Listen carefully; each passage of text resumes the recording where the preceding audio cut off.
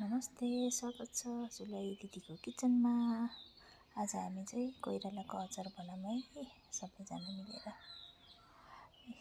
कोइरालाको अचार, यसलाई हल्का बोइल गर्ने अनि जस्ट ठिक्कको धेरै काट्दा नि नबनाउने। अनि तोरीको तेल तताएर यसरी मेथी फुराएर मेथी कालो भएपछि खुर्सानी हालिदिनु। अनि खुर्सानी हालेपछि यसलाई मजाले अलिकति बेसार हालेर अनि यसलाई हामीले कोइरालामा झानिदिने। अनि त्यस पछाडि यसमा उसिनेको आलु हाल्ने। अब आफूलाई के मन लाग्छ हजुरलाई, अब मटरहरू हाल्दा नि हुन्छ। मैले चाहिँ आलु र कोइरालाको मात्र बनाउन लाएँ। अनि मैले चाहिँ आज तिलबाट बनाउन लाएँ है। तिल हालेँ, यसरी मजाले तिल हालेको मिठो हुन्छ। अनि अलिकति चिल्ली फ्लेक्स हालिदिने, खुर्सानीको धुलो, अनि नुन अब आफूले स्वादअनुसार नुन हाल्ने।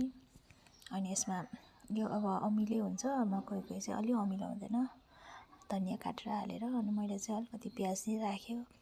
अनि यसमा अलिकति मैले चाहिँ माथिबाट चुक अमिलो हालिदिँदैछु। अनि यसलाई मजाले मोल्ने। अनि मजाले मोलिदिएपछि हाम्रो रेडी हुन्छ कोइरालाको अचार।